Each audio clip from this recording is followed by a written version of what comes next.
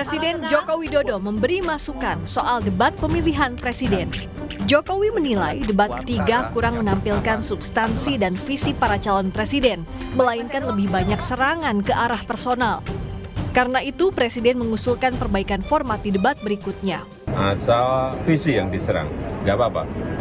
Tapi kalau sudah menyerang personal, pribadi yang tidak ada hubungan dengan konteks debat tadi malam, mengenai hubungan internasional, mengenai geopolitik, mengenai pertahanan, dan lain-lainnya, saya kira kurang memberikan pendidikan, kurang mengedukasi masyarakat yang menonton, sehingga debatnya memang perlu diformat lebih baik lagi, ada rambu-rambu.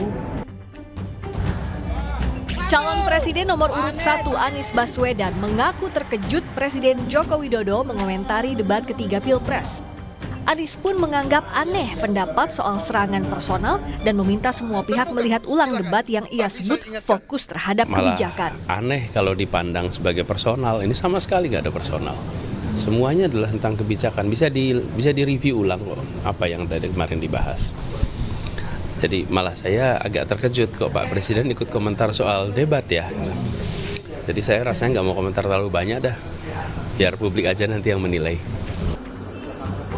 Calon Presiden nomor urut 3, Ganjar Pranowo pun membantah telah menyerang sisi personal kandidat lain saat debat Pilpres ketiga akhir pekan lalu. Ganjar mengklaim semua yang ia pertanyakan masih dalam konteks visi misi dan program kandidat presiden. Ya, soal Pak Jokowi yang bilang kalau debat ketiga banyak serangan personal, gimana Mas? Serangan personal, saya menyerang program. Meskipun ada usulan evaluasi dari Presiden, KPU menegaskan tak akan ubah format debat.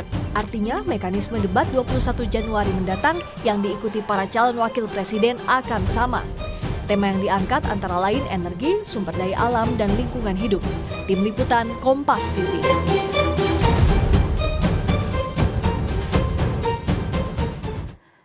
Dan terkait kritik Wakil Presiden ke-10 dan 12 Yusuf Kala terhadap netralitas Presiden Jokowi dalam Pilpres 2024, kita ulas sore ini bersama pengamat politik Ikrar Nusa Bakti dan tenaga ahli utama Kepala Staf Presiden Yohanes Joko. Selamat sore semuanya Bapak-Bapak. Selamat sore Mbak Audrey, selamat sore Prof. Ikrar. Selamat sore Bung Joko. Yang pertama saya mau ke Prof. Ikrar dulu, Pak Ikrar. Pak Ikrar, kenapa sih kira-kira Pak JK ini sampai turun, sampai ngingetin Presiden Jokowi soal netralitas dan sumpah? Ya, biar bagaimanapun Wakil Presiden Yusuf Kala ini adalah orang juga yang harus kita hormati ya. Dan beliau juga pernah menjadi Wakil Presiden 2 kali ya, baik di era Pak Susilo Bambang Yudhoyono dan juga di era Pak Jokowi ya. Dan beliau tentunya tahu persis mana yang baik dan mana yang buruk ya, mana yang harus diikuti di dalam sumpah jabatan seseorang dengan mana yang harus dijaga supaya itu juga jangan dilanggar ya. Dan kita juga ingat di dalam sumpah presiden dan wakil presiden kan juga ada kalimat-kalimat yang juga tidak boleh memberikan sesuatu dalam bentuk apapun pada orang lain ya, dan menjaga ya pokoknya kesatuan bangsa dalam artian yang positif lah begitu. Dan Pak JK ini juga pernah mengatakan secara eksplisit ya bahwa di era misalnya Ibu Megawati ketika beliau menjadi presiden itu Bu Mega tidak cawe-cawe dia bilang kan. Makanya dia bilang Pak SBY dan Pak JK bisa memenangi pemilu presiden secara langsung ya itu pada 2004 ya. Jadi di sini menunjukkan bahwa beliau juga memberikan contoh yang baik ya kepada. Tapi Pak Ikrar, ya. Ini kan sampai sekarang Pak Jokowi juga tidak pernah declare secara terang-menerang dukung siapa begitu. Kenapa kalau gitu sampai diingatkan oleh Wapres JK? Apa yang sebenarnya dibaca dari pernyataan? Mendeklar itu tidak harus melalui suatu pernyataan yang langsung ya atau secara lisan.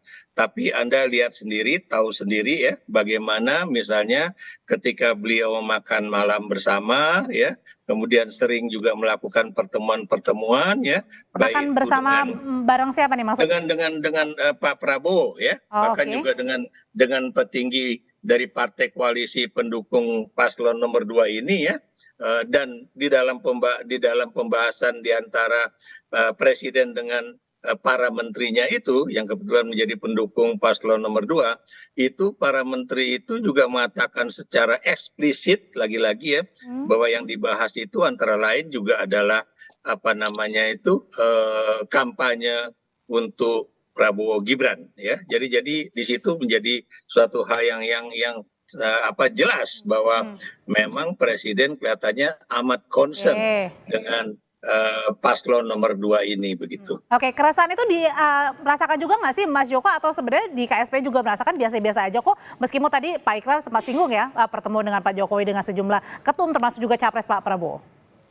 Ya, kalau kami di kantor staf presiden Mbak, sehari-hari yang kami rasakan jauh berbeda, bahwa ada persepsi Pak Presiden Jokowi akan memihak atau tidak netral karena memang salah satu kontestan adalah putranya. Tetapi kami kan yang sehari-hari yang ada di kantor staf presiden yang merasakan bersama Kepala Staf Presidenan Pak Muldoko bahwa ada hal-hal yang memang profesionalitas itu harus tetap dijaga, bahwa imparsial itu harus ada dan netralitas itu harus tetap dipertahankan. Itu yang kami rasakan sehari-hari gitu. Dan memang kalau jadi artinya Pak Jokowi tetap profesional, tetap netral dirasakan KSP?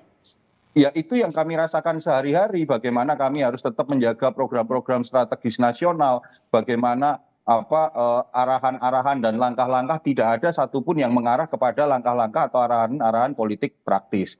Tetapi begini Mbak, bagaimanapun juga kan Pak Jokowi ini kan juga insan politik gitu, bahwa beliau punya preferensi politik, iya pasti begitu. Tetapi kan yang terpenting adalah bagaimana preferensi politik itu tidak digunakan dengan fungsinya sebagai seorang presiden dengan menggerakkan aparat, menggunakan infrastruktur dan segala macam. Pada titik itu Mbak, kami yang sehari-hari di kantor staf presiden, karena kantor staf presiden itu kan hampir mayoritas itu non ASN, yang sebenarnya kalau kami mau berpolitik kami sebenarnya bisa untuk berpolitik gitu, tetapi nuansa itu tidak ditemukan, apalagi Kepala Staf Kepresidenan Pak Muldoko itu dengan sangat tegas sekali mengambil sebuah keputusan, misalnya di kami beberapa tenaga profesional yang menjadi caleg itu dinonaktifkan gitu. Nah, hal-hal ini yang sebenarnya menjadi salah satu catatan-catatan, menjadi salah satu poin yang menjadi pegangan kami sehari-hari di kantor staf presiden.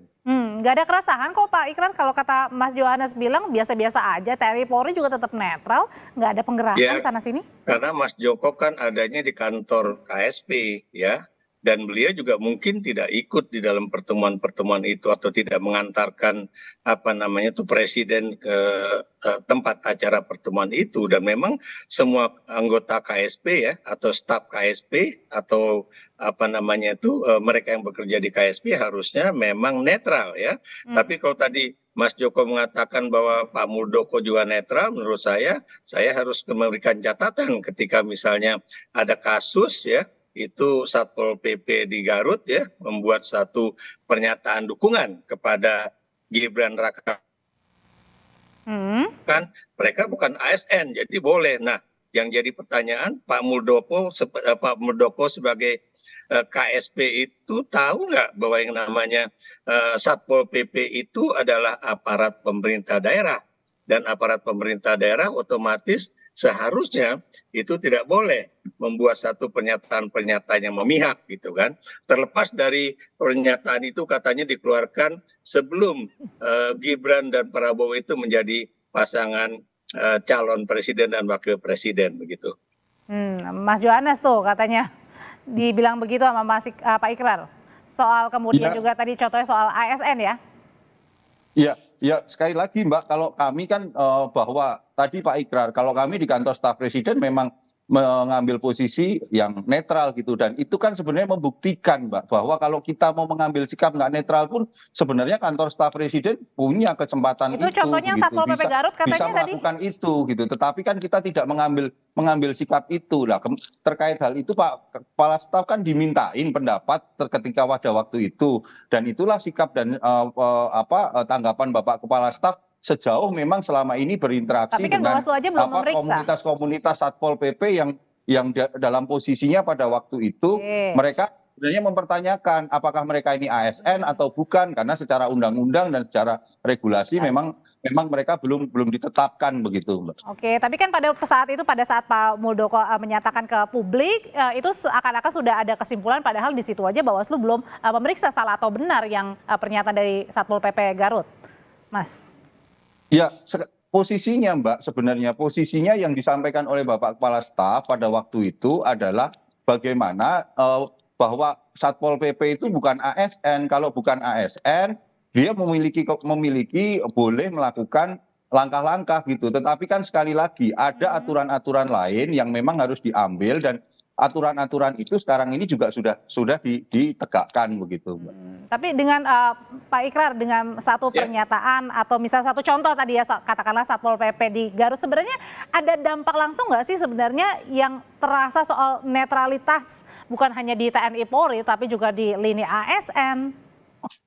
Yang jelas yang namanya staf ataupun petugas kepolisian, satuan kepolisian Pangreh Praja ya di berbagai daerah ya, apakah itu di tingkat gubernur, di tingkat provinsi, kabupaten ataupun kota, itu adalah suatu petugas atau pejabat yang menjadi kesatuan di dalam pemerintahan daerah itu. Dan kalau itu misalnya terjadi suatu pelanggaran, terlepas dari apakah mereka ASN ataukah mereka cuma menjadi pejabat ataupun anggota itu cuma melalui satu kontrak kerja ya, buat saya sama saja. Sama juga Bung Joko kan juga mengatakan bahwa dia bukan ASN, tapi dia kan juga melakukan satu kontrak kerja dengan kantor staf kepresidenan ya mengenai pekerjaan itu. Dan kalau beliau mengatakan bahwa saya juga tidak pernah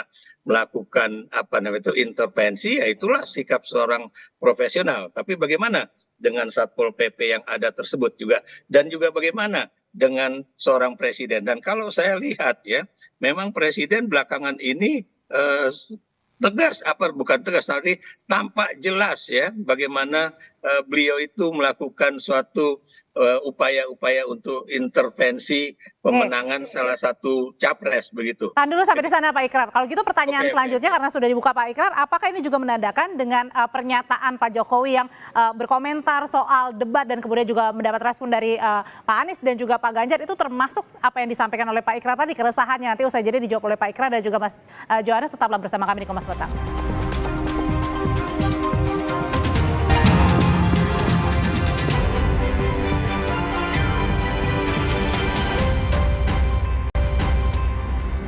Melanjutkan pertanyaan saya sebelum jeda, Mas Joko. Jadi kalau misalnya Pak Presiden ini berkomentar soal debat, kemudian juga dapat respon dari Pak Anies, dibilang kok Presiden komentar soal debat, Pak Ganjar juga berkomentar begitu. Kalau gitu menurut Mas Joko dan juga teman-teman KSP, ini bentuk intervensi kah?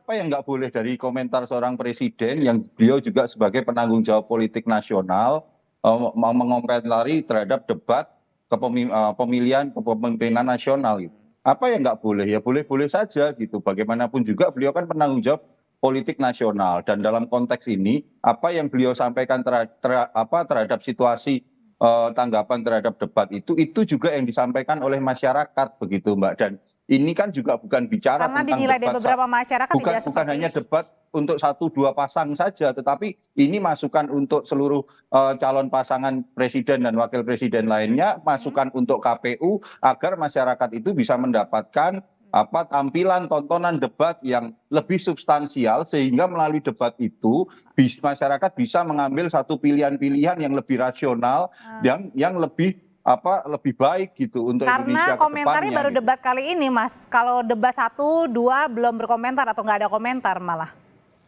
Nah ya, debat ini kan berkomentar setelah melihat beberapa debat-debat lainnya kan begitu, Mbak. Jadi jangan juga dilihat bahwa komentar ketika debat setelah debat ketiga sekedar hanya ngomentari debat ketiga, atau ketika debat itu mengomentari untuk pasangan calon tertentu. Tidak. Yang harus dilihat adalah apa yang disampaikan oleh Bapak Presiden sebenarnya itu adalah introspeksi, koreksi untuk kita bersama agar proses politik demokrasi ini itu bisa menampilkan semua kontestan-kontestan dengan segala opininya, dengan segala kebijakannya, dan masyarakat bisa menilai itu begitu Mbak, dengan rasional begitu loh. Ya, meskipun dibilang sama Wapres Pak Maruf juga dibilang sebenarnya debatnya lebih seru ya daripada 2019. Saya mau ke Pak Ikrar dulu. Pak Ikrar, hari ini juga ada keresahan yang ditemui oleh teman-teman atau tokoh-tokoh bangsa menemui Pak Maruf Amin ya, wakil presiden, tapi tidak bertemu dengan Pak Jokowi yang dinilainya?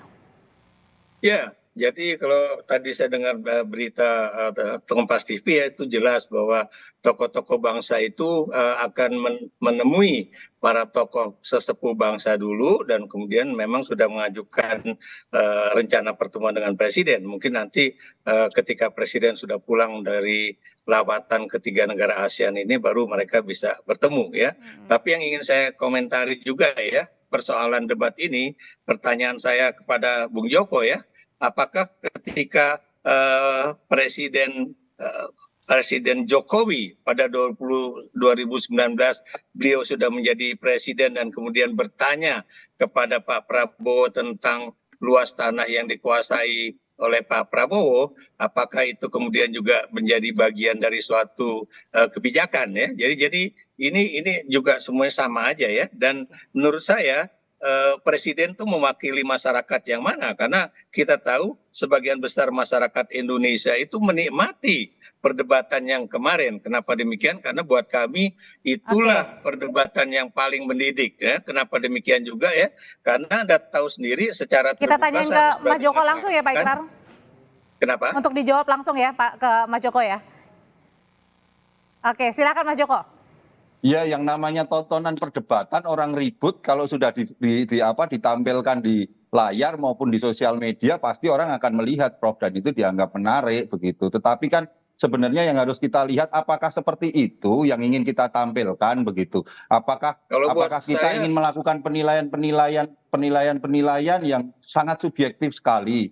Jadi ini yang sebenarnya yang harus kita dorong, Prof, untuk kita bersama-sama, bahwa proses pendidikan politik kepada masyarakat itu harus masuk kepada substansi, tidak sekedar kulitnya, tidak hanya sekedar menampilkan tampilan-tampilan tontonan yang sebenarnya di antara para elit ketika berdebat itu kelihatannya keras, tetapi kan di bawah itu memberikan penafsiran yang lain gitu terhadap debat-debat itu. Itu yang menjadi pemahaman, dan ketika saya berkomunikasi dengan sebagian masyarakat, mereka juga mengatakan, ya kok apa iya pemimpin kita dalam menciptakan pemimpin kita harus berdebat dengan seperti itu begitu. Ada juga yang setuju, ada juga yang tidak setuju, dan memang inilah, Prof, demokrasi yang ada begitu. Pak Ikrar, silakan. Begini ya, yang jelas kalau menurut saya kemarin itu perdebatannya justru sangat substansial. The problem is ya, itu Pak Prabowo sebagai Menteri Pertahanan, dia tidak menguasai data-data itu sendiri. Mungkin beliau itu merasa bahwa karena dia Menteri Pertahanan pasti bisa menjawab, karena itu bidang dia.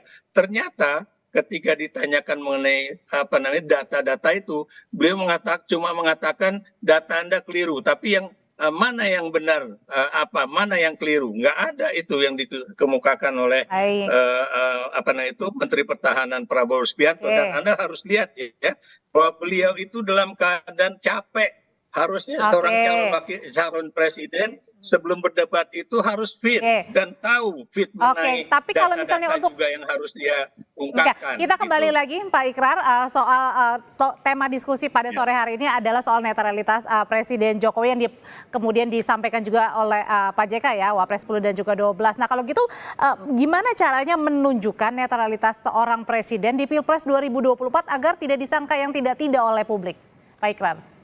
Ya, harusnya beliau juga tidak perlu menunjukkan baik secara verbal maupun secara langsung ya, itu mengenai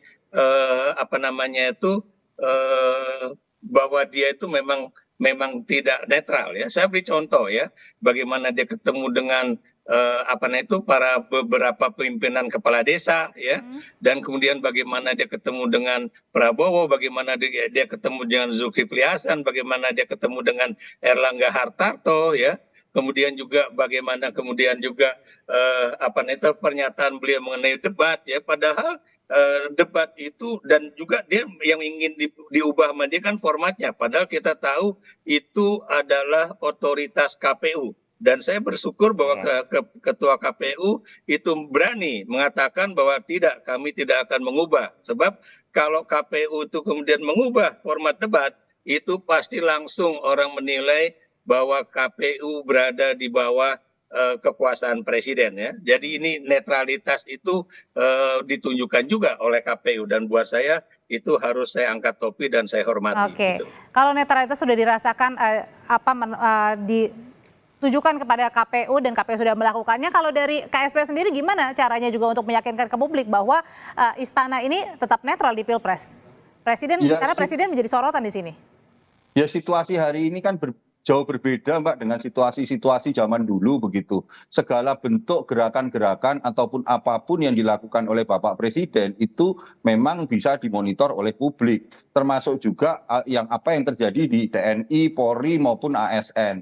Artinya apa Mbak? Situasi hari ini masyarakat bisa melakukan kontrol kok bahwa apakah presiden hari ini, presiden ya Mbak, bukan Pak Jokowinya, tapi presiden dengan segala kewenangan-kewenangannya masih mau menjaga netralitasnya dan tidak menggunakan seluruh kekuasaannya, seluruh infrastrukturnya, itu yang bisa dikontrol oleh masyarakat. Dan pada titik itu kami di kantor staf presiden sangat meyakini bahwa Bapak Presiden Jokowi betul-betul menjaga netralitasnya dalam konteks itu begitu.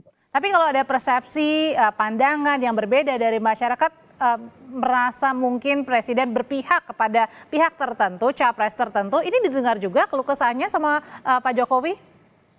Ya, yang namanya persepsi namanya 270 juta orang lebih begitu Mbak. Persepsi pasti nggak mungkin disatukan. Ada yang melihat persepsi seperti itu, ada yang tidak. Dan sekali lagi, Pak Presiden Jokowi ini kan beliau juga insan politik. Beliau punya preferensi politik, dan preferensi politiknya itu yang terpenting adalah beliau tidak menggunakan kekuasaan yang dimiliki hari ini untuk mensukseskan preferensi politiknya itu. Itu yang harus menjadi catatannya begitu Mbak. Tapi kalau misalnya dari Pak Ikrar sendiri melihat tadi pertemuan dengan ketum mungkin karena di luar juga ya, termasuk dengan Pak Prabowo dengan di luar jam begitu kerja, apakah itu termasuk juga merupakan preferensi politik? Itu buat saya. Ya. Oh jadi gini, oke Audrey, saya jawab dulu ya. Persepsi itu ya adalah suatu pandangan sebagai akibat dari informasi yang kurang. Jadi persepsi itu bisa salah. Tapi kalau apa yang terjadi sekarang bukan lagi persepsi ya, itu adalah suatu pandangan yang diakibatkan oleh suatu kenyataan yang data maupun faktanya itu jelas ya. Ya, saya beri contoh misalnya kebijakan bansos ya, dan kebijakan yang lain-lain lah ya. Dan karena tadi Bung Joko juga mengatakan bahwa anak presiden maju menjadi calon wakil presiden, dan karena itu menurut saya itu benar-benar bukan lagi most likely ataupun highly likely, tapi saya katakan ini udah benar-benar certainly ya, itu benar bahwa presiden pasti akan cawe-cawe, karena biar bagaimanapun dia punya kepentingan untuk membangun dinasti politik dia, dan kemudian kebetulan itu juga menyangkut dengan pasangannya yaitu Prabowo Subianto. Dan dari Mas Yohanes sendiri, dari teman-teman KSP sendiri, apa jaminan netralitas terhadap Pilpres 2024 terutama untuk presiden atau bagi presiden? Ya, jaminannya ya kita melakukan apa yang menjadi tugas kita Mbak, dalam konteks kami di kantor staf presiden, kita betul-betul menjalankan tugas dan fungsi untuk melakukan bottlenecking, monitoring, delivery unit, dan itulah yang nantinya menjadi menjadi catatan begitu Mbak untuk kita. Karena netralitas bukan hanya yang diharapkan oleh tokoh elit politik, tapi juga seluruh masyarakat Indonesia dalam Pilpres 2024. Terima kasih Mas Yohanes Joko, terima kasih Pak Ikrar Nusa Bakti, sehat selalu semuanya Bapak-bapak.